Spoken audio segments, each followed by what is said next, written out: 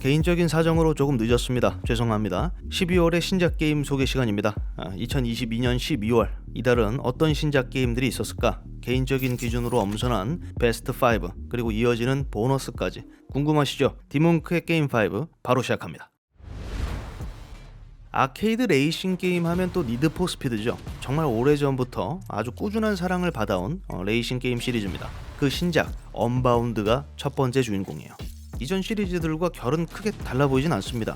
그런데 조금 더 신경 써서 보면 뭔가 다르죠. 게임 배경과 차량은 리얼하게 표현됐는데 각종 그래픽 효과와 등장인물들은 만화처럼 표현됐습니다. 캐릭터만 보면 오래전 프리스타일이라는 게임이 생각나기도 하는데요. 이번 작 컨셉이 진짜 프리스타일, 그렇게 요약할 수 있을 것 같습니다. 차량뿐만 아니라 플레이어 캐릭터까지 커스텀 가능한 영역이 크게 늘어났어요. 게임 속에서 끝없는 사치를 부릴 수 있죠. 시카고에서 영감을 받아 제작된 레이크쇼어라는 가상의 도시를 배경으로 하고 있고요. 오픈월드로 설계됐습니다. 스트리트 레이싱을 주제로 하는데 이게 단순 레이싱에만 초점을 둔 게임은 아니에요. 물론 레이싱이 주인데 여러 챌린지들을 포함하고 있어요. 예를 들어 차량 배달이나 승객 인도와 같은 미션이 있고요. 그런 이벤트 속에서 또 경찰과의 추격전도 포함하고 있습니다.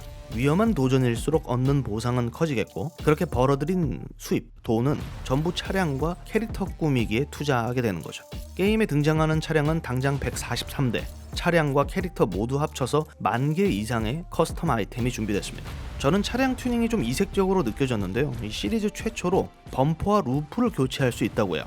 그리고 이 모든 커스텀을 혼자만 보면 재미없잖아요. 온라인 기능 당연히 지원합니다. 레이크쇼어 온라인, 크로스 멀티플레이 지원하고 서버당 최대 16명의 플레이어가 함께하며 레이스 플레이는 최대 8명에서 즐길 수 있습니다.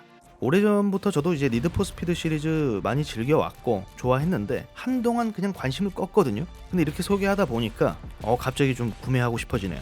솔직히 포르자보다 재밌을 것 같아요. 제가 전혀 생각하지 못했던 12월의 복병입니다. 마블 미드나잇 선즈. 먼저 택티컬 RPG입니다. 제가 정말 좋아하는 장르 중 하나고요. 엑스컴 제작진이 만들었어요. 그리고 우리말 더빙까지 들어갔습니다. 긍정적 복병입니다.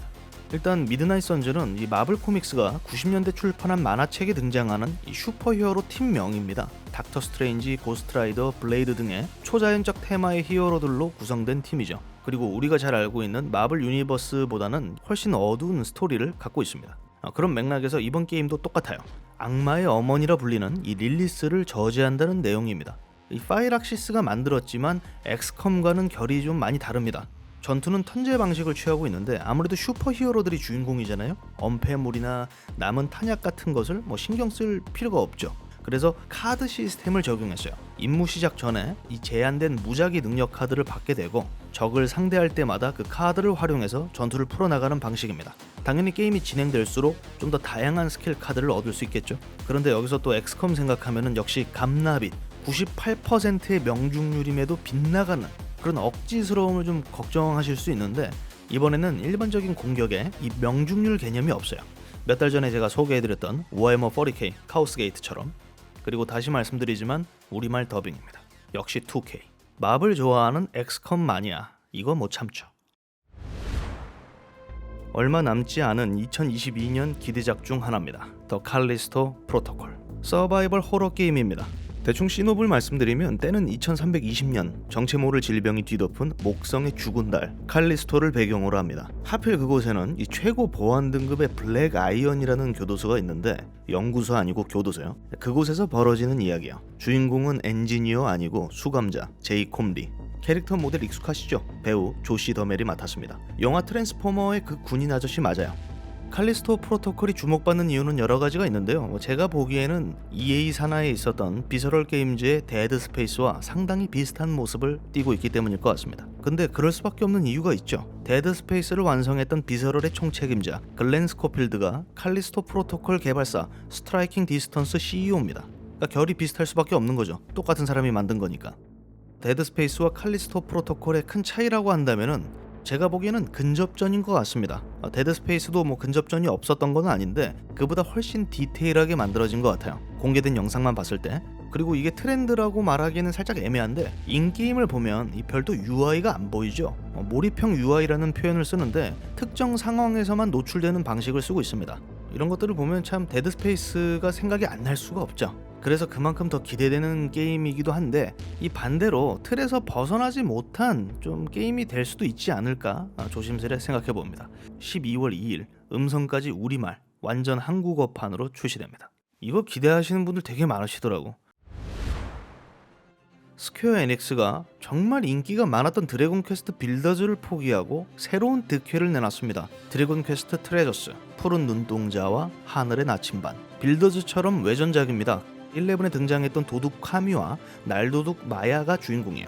욕심 많고 사이 좋은 남매의 보물찾기 대모험을 그리죠. 정확한 나이는 모르겠습니다만 확실히 어린 시절의 이야기를 다루고 있고요. 게임 배경은 5개의 섬으로 구성된 드라코니아입니다. 장르명은 붙이기 나름인데 트레저 라이프 RPG라고 해요. 득회는 어떤 게임으로 제작되든 RPG는 꼭 붙습니다. 빌더즈, 히어로즈, 결은 조금씩 달라도 RPG가 다 붙죠. 아무튼 이번 작은 도둑남매 외에도 각기 다른 능력을 지닌 몬스터들을 영입할 수 있습니다. 몬스터들과 함께 보물을 찾는 건데, 개인적으로 좀 궁금한 점이 있다면 거점이에요. 베이스. 거점에서는 몬스터 파티를 조율하고 또 파견까지 가능하다고 해요. 그리고 찾아낸 전리품, 보물을 감정하고 감정한 보물들을 창고에 장식까지 할 수 있습니다. 얼마나 정교하게 거점을 꾸밀 수 있는지, 성장시킬 수 있는지 그 부분은 저도 잘 모르겠어요. 분명한 것은 드래곤 퀘스트 프랜차이즈가 그렇게 어려운 난이도를 지향하는 게임은 아니라는 거죠. 이번에도 남녀노소 누구나 즐길 수 있도록 디자인됐을 것 같습니다. 뭐 생긴 것만 봐도 아기자기하잖아요. 사이버펑크 2077로 평생 먹을 욕 다 먹은 CDPR 민심 회복 위해 위쳐3 차세대 업그레이드를 준비했습니다. 무료 업데이트입니다. 엑스박스 시리즈 X, 플레이스테이션 5 콘솔 및 PC 버전 모두를 위한 업그레이드예요.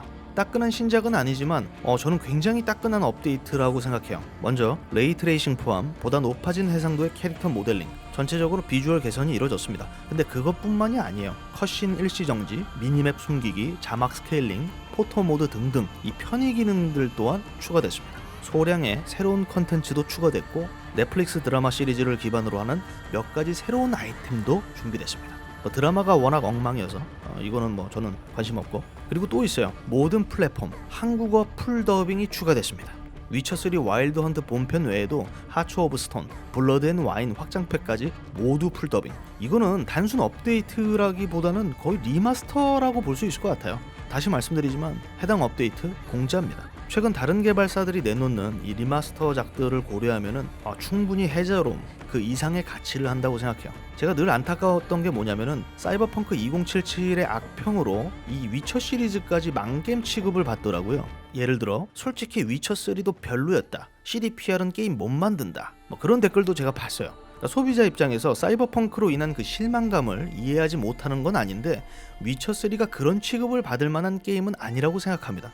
명작이죠. 어쨌든 오랜만에 저도 좀 다시 즐겨보고 싶다는 생각이 드네요. 그리고 지난 10월 위쳐 1편이 리메이크 된다는 소식도 있었는데요. CDPR 잘 됐으면 좋겠습니다. 물론 사이버펑크는 유감입니다.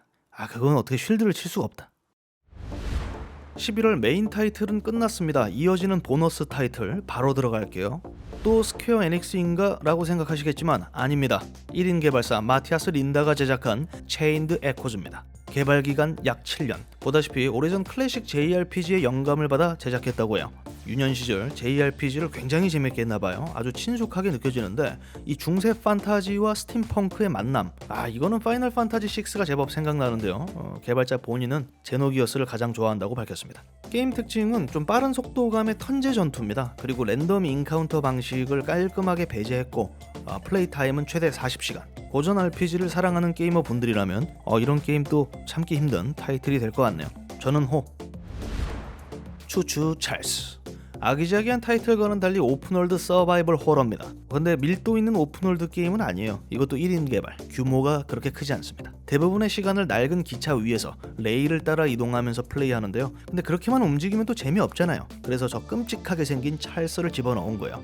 마치 토마스가 생각나는데 아무튼 저 친구가 게임 내내 출몰하면서 플레이어를 지속적으로 괴롭힌다고 합니다. 그래서 저 찰스를 상대하면서 무기를 업그레이드하고 열차를 업그레이드하면서 지역의 평화를 지켜낸다는 그런 게임이에요. 저는 딱히 큰 기대 안 하는데 해외 매체들은 좀 상당히 흥미로운 게임이다 이렇게 평가하고 있습니다. 해보기 전까지는 흥미롭게 느낄 수 있죠, 충분히. 작년 출시된 게임인데 이제 그 어디서도 즐길 수 없는 게임 웨이브 테일이 출시됩니다. 물에 잠긴 도시의 바다에서 서핑하며 숨겨진 비밀을 풀어나가는 스토리 중심의 어드벤처물이에요. 느낌적으로 꽤 이전 EA가 퍼블리싱한 Sea of Solitude, 젤다의 전설 야숨이 생각나는데요. 중요한 건 그겁니다. 왜 어디서도 즐길 수 없었느냐? 스타디아 독점 게임이었습니다.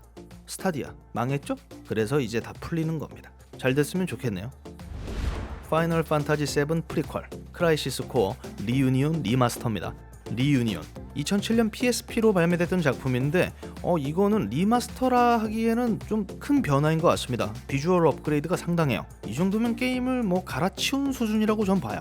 게다가 영어, 일본어 완전 풀더빙이라고 합니다. 사운드 트랙도 다시 편곡하고 매달 신작을 내놓는 스퀘어 에닉스인데 팬들 입장에서는 진짜 이게 매달 반가운 소식일 수 있겠네요. 축하드립니다.